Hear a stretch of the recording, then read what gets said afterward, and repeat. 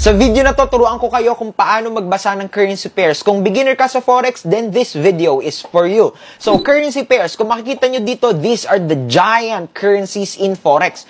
Familiar ba kayo sa 8 flags na yan? Nandyan si USA, si Japan, si Switzerland, si Canada, si Australia, si London or United Kingdom, si New Zealand, ayan.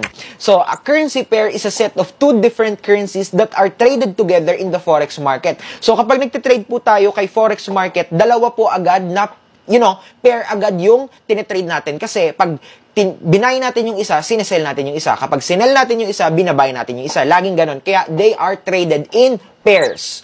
So these pairs represent the exchange rate between 2 currencies. So in a currency pair, one currency is referred to as the base currency and the other is called the quote or counter currency. So meron pong 2 parts ang currency pairs, yung base tsaka si quote or counter. So ito po siya. Halimbawa, nagtitrade